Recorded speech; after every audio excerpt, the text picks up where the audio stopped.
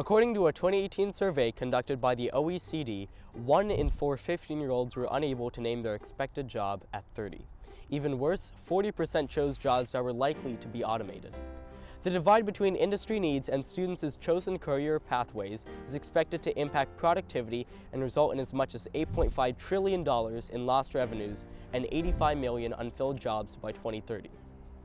In the ever-evolving 21st century, where the professional landscape transforms at a rapid pace, the importance of career education and exploration has never been more pronounced.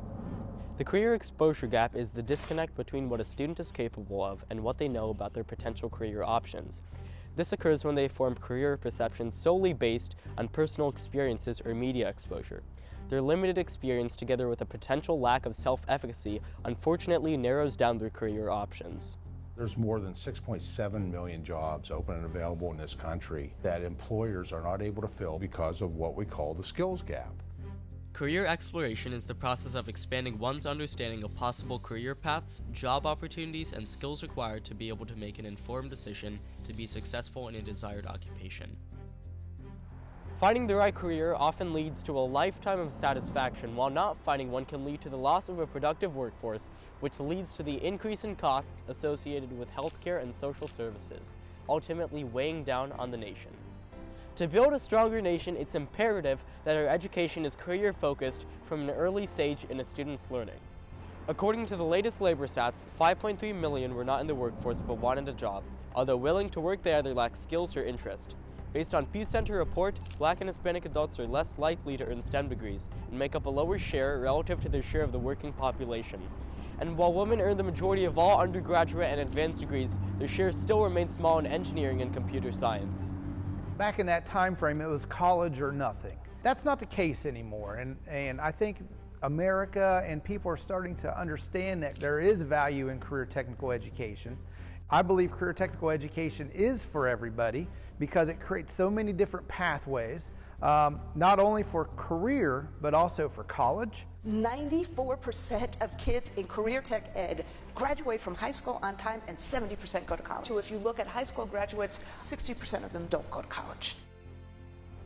The reasons behind the career exposure gap problem in schools are multifaceted.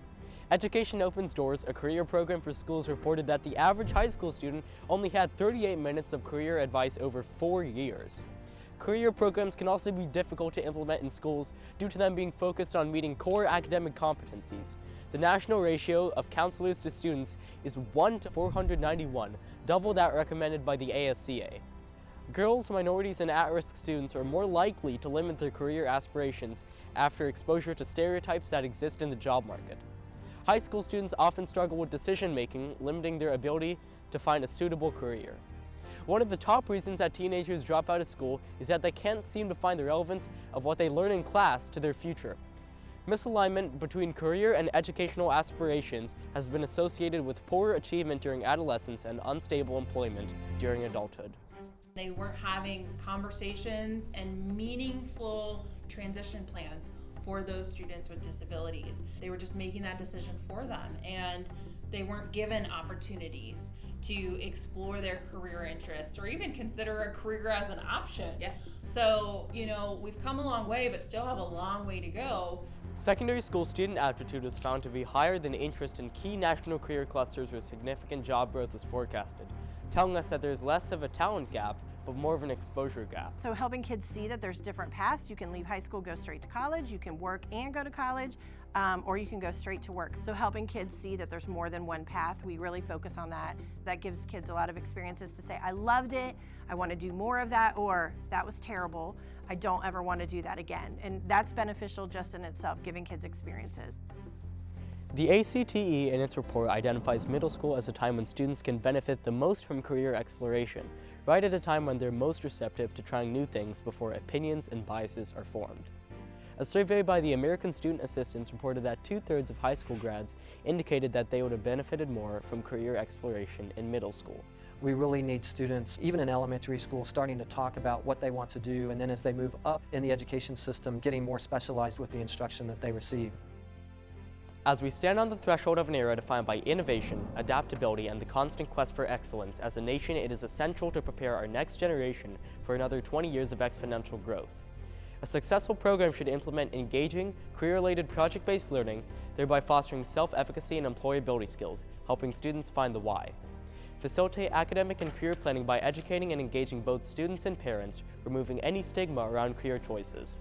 Incorporate interactions with the industry to demonstrate workplace demands and validate the skills taught. Set goals and report data on access and participation for equity in career education. Finally, externalize career education to CTE centers for more effective career-focused programs with specialized educators.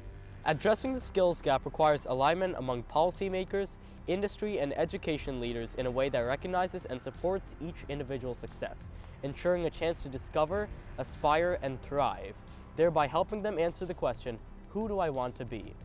The investment in robust career education today will undoubtedly yield a strong workforce and ultimately a stronger nation that will stand the test of time.